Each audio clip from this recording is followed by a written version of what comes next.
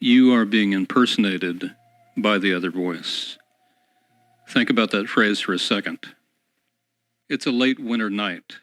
You're back at your parents' house, wrapped in the strange, comforting quiet of a home you grew up in. And nobody knows you're there.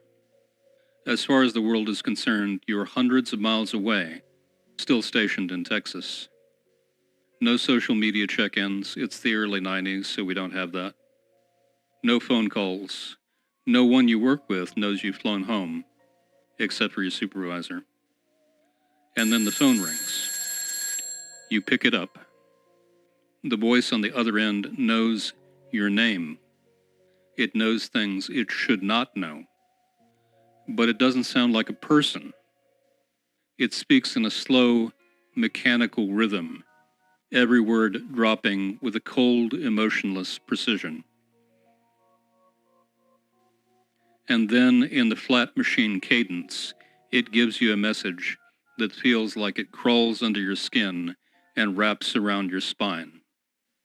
You are being impersonated by the other voice. Tonight on The Haunted Chair, we're diving into one of the strangest and most unsettling pieces of audio ever captured on cassette, the Sudbrink tapes. Real recordings, no reenactments, just a family phone line, a tape recorder, and a voice that should not exist. Stay with me, because the further we go into the story, the harder it gets to decide what is more terrifying, that this was real or that it was a hoax. Sit, if you dare.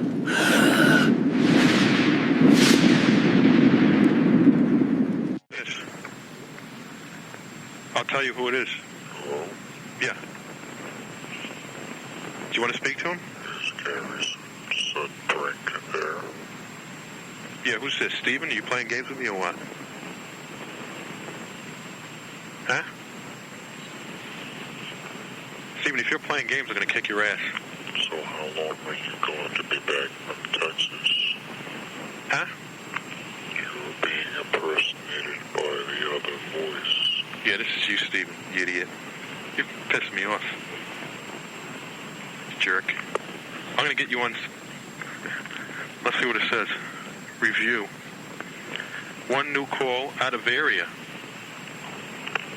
Is Steven out of the area? How long are you going to be back from Texas? Wait, say that again? You're being impersonated by the other voice. Captain Gary Sudbrink of the U.S. Air Force is home on Long Island. It was a surprise visit. Almost nobody knows he's there. Then the phone rings. The tape is rolling because he makes a decision to press record while the conversation is occurring. On the line, you hear confusion, overlapping voices, and a family trying to figure out who's calling. Who's this? Steven, are you playing games with me? They think it's Gary's brother at first, some kind of joke. But then the voice pushes through the chatter. It's glacial and robotic, and each word sounds like it's being pushed through a broken machine. Is Gary Sudbrink there? It's not a normal voice with a cheap distortion effect. Something is wrong about this voice. On the tape, you can hear the mood shifting in real time. The annoyance starts to drain away and is replaced by fear. Because this thing on the other end of the line starts asking questions it should not be able to ask. How long are you going to be back from Texas? That one question hits like a bomb. No one was supposed to know he was back. Not his friends, not his coworkers, nobody outside that house, and his supervisor. And then the line that becomes the anchor for the entire case. You are being impersonated by the other voice. Imagine hearing that in your parents' kitchen at night. A mechanical caller who knows your name, knows your secret travel plans, and tells you that someone else is out there walking around as you. not metaphorically, literally impersonating you. Someone or something is wearing your life. Wait, hold on. Is Steven out of the calling area or what? What do you mean you don't know? He's in Queens. Well, who are you talking to? I don't know who the fuck. Hello? Hello? Is Gary Sudbrink there?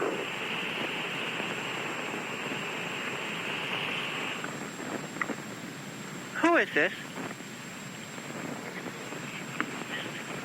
Sounds like a freaking robot. Hello? How long are you going to be back from Texas? What was that again, sir? You're being impersonated by the other voice. Oh, be quiet, huh? Sorry, would you see that again?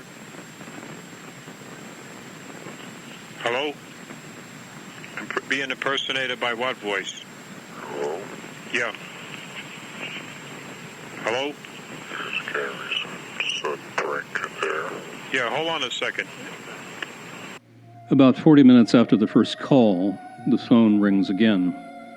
This time the message widens from personal paranoia to something bigger, something perhaps cosmic.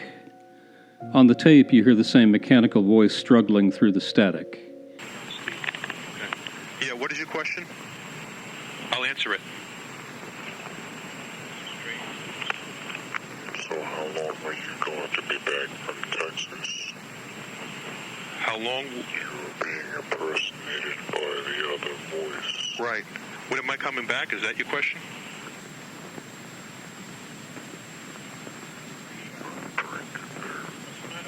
Okay, there was a break. Hold on. You want to know when I'm coming back to Texas?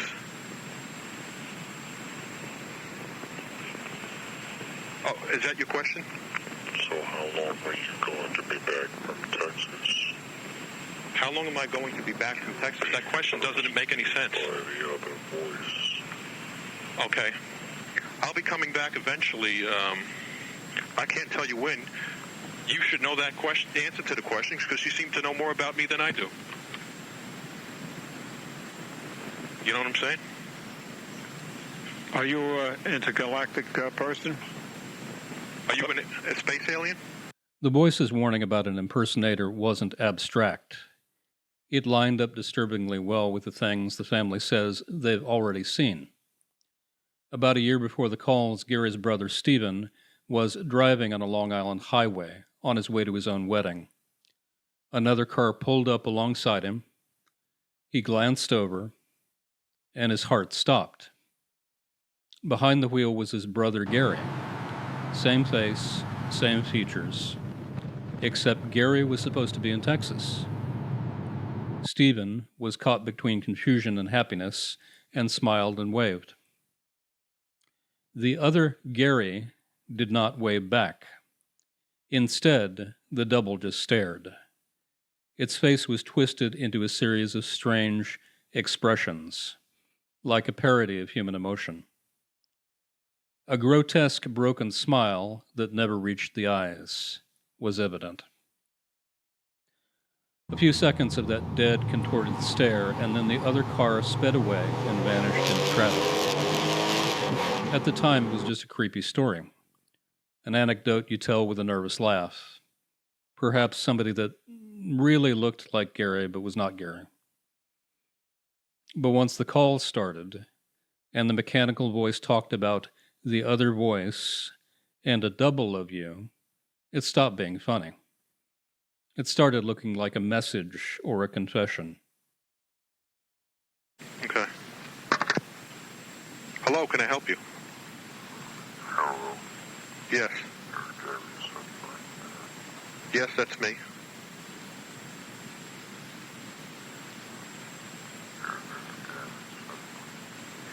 Yes, could you please identify yourself?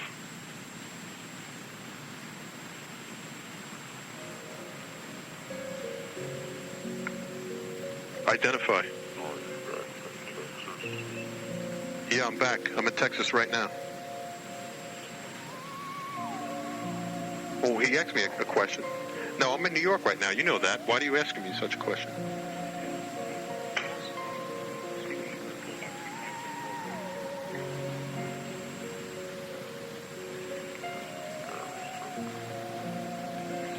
Yes. Stephen, if this is you, I swear to God, I'm going to be pissed. Huh? I'm trying to listen to him. Excuse me?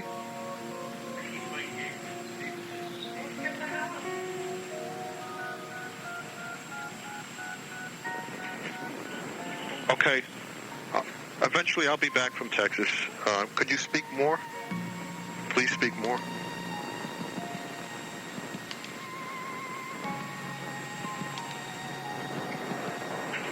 I guess it's not Stephen. I believe it because I'm getting static. Let me go on this phone because I can never hear on this phone. Hold on. Okay. Okay, please speak. Hello? Keep an eye on the sky. Okay. Should I go out right now? Right now? Okay, see, I'm not sure where Orion is now, but we'll go outside.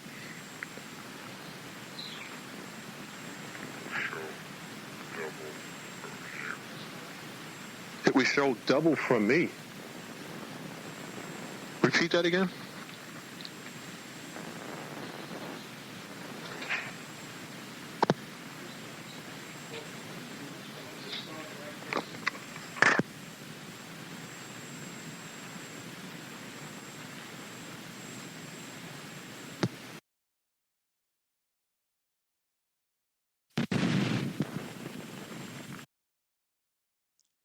Here's what makes the Sudbrink case different from so many other paranormal legends. You don't have to take anyone's word for it. You can listen to the tapes and hear the voice yourself. You can hear the annoyance in Gary's tone slowly twist into fear. You can hear his father's shifting from skepticism to excitement the moment Orion is mentioned. You can also feel the atmosphere in the house turn from prank call to something is seriously wrong here. The tapes are the anchor. They are either some of the most compelling audio evidence of otherworldly contact ever captured, or the leftovers of one of the most elaborate, pointless, and unsolved pranks of all time. But here's where things get interesting. Because once you hear the voice, you might find it doesn't sound like it's talking to Gary. It sounds like it's talking to you, to your fear of being watched, your fear of being replaced, to that deep, quiet question of whether we're alone in the universe, or already sharing it with someone that doesn't quite understand how to be human.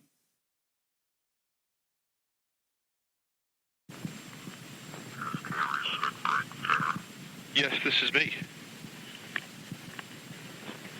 Can I speak to you? Can I ask why you're... Yes, can I ask why you're calling?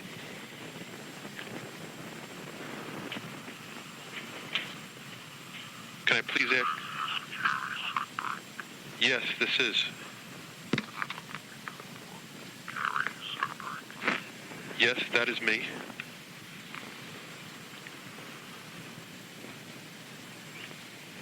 This planet. Leave?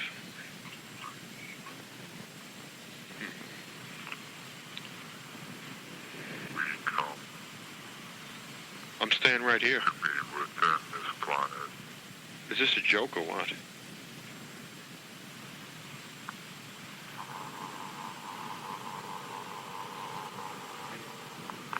The many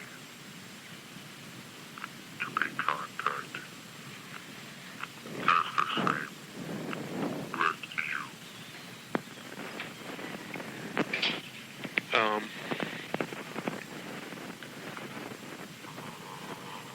I have to think about that. I'd like to see you. The many to be contacted as the same with you. Hey, let me tell you something. I've been listening to you, and I've had contacts with you.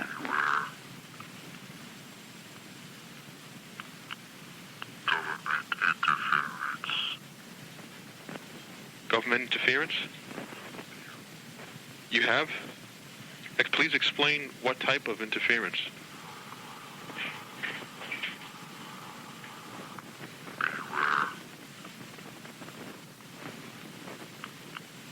Okay. Interference. Visitations to be disrupted by them. Appears. Sun will rise from dark side of world. No. The sun will rise from the dark side of the moon. Okay, what branch of the government?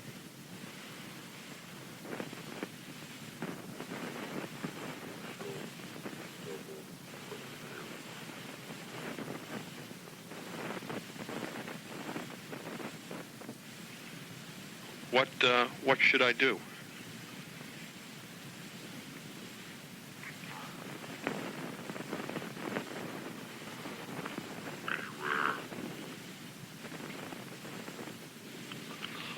Government interference. Visitations to be disrupted by them. Okay. Is that good for me or bad? They hung up. Yeah.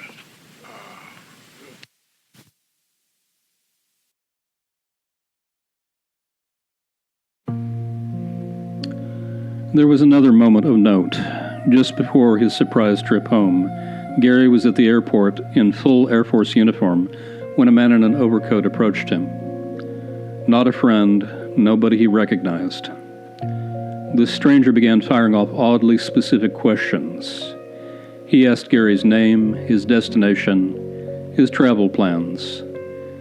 Nothing specifically threatening, the kind of thing you could shrug off as a survey or an over-curious stranger. Gary answered vaguely and moved on.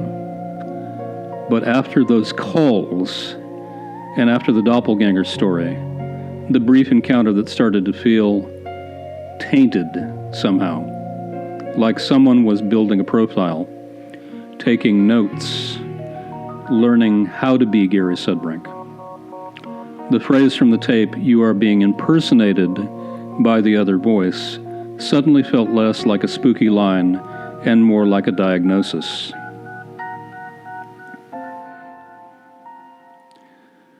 The Sudbrink calls are soaked in classic UFO imagery. Orion, intergalactic visitors, we come to be within this planet, government disruptions. It's a complete cocktail of aliens, cover-ups, a targeted witness with a military background, and if you're a believer, it looks like textbook contact mixed with intimidation. Man in black style tactics, strange men in overcoats, uncanny doubles on highways. But there's another side of the story, and it's equally unsettling, because everything you've heard so far could have been staged. In the early 1990s, consumer tech was easily capable of creating weird audio effects. Cassette recorders, playback speed tricks. There was a movie called Home Alone 2, Lost in New York, which had just been released months before, and that movie famously features a portable recorder used to manipulate a kid's voice. It doesn't take a classified lab to make a human voice sound disturbingly wrong. Even in the early 1990s, the technology was there. Audio researchers have taken the original Sudbrink recordings, sped them up digitally, and what comes out is pretty consistent with what might have been used at that time. That slow, inhuman drone suddenly sounds like a normal young man. Some even claim it sounds suspiciously like Gary. That's where the hoax theory starts. Maybe Gary or a friend recorded the voice themselves, and maybe the Doppleganger story was crafted after the fact. Maybe the whole thing was an elaborate prank on his UFO-obsessed father. It was a perfect storm of a believer dad, a military son, tape recorders, a good story. But there's a slight problem with that. If it was a hoax, Gary has had decades to profit from it. He hasn't. He still works quietly as a pharmacist in Pennsylvania. He hasn't chased fame or fortune as a result of the story. He hasn't tried to sell the story or brand it. And in interview after interview, he does something very unusual for the supposed star of paranormal legend. He downplays it. Gary's repeatedly said he thinks the event was probably an extremely sophisticated prank. He doesn't jump to aliens. He doesn't lean into the mythology. He is consistently the biggest skeptic in his own story. His father was the one with the passionate UFO beliefs, and his uncle. Some researchers have even wondered if they might have been behind the calls, trying to shake Gary into their worldview. But again, the complexity of the whole affair fights back. The timing of the Doppleganger story, the airport encounter, the exact knowledge of his travel, the way the calls shift from personal to cosmic. If it's a prank, it's not just a little joke. It's a multi-layered, time-spanning performance with no clear payoff.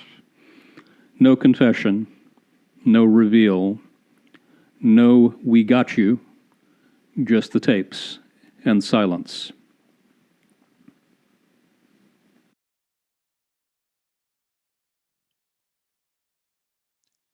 As you've listened to the Sudbrink tapes, I want you to ask yourself one simple question. Is this just a hoax? Why does it feel like the voice on the other end of the line isn't finished yet? And why, after 30 years, does it still sound like it's waiting for someone, perhaps like you, to pick up the line? I'm Will Vandergriff, and thank you for listening.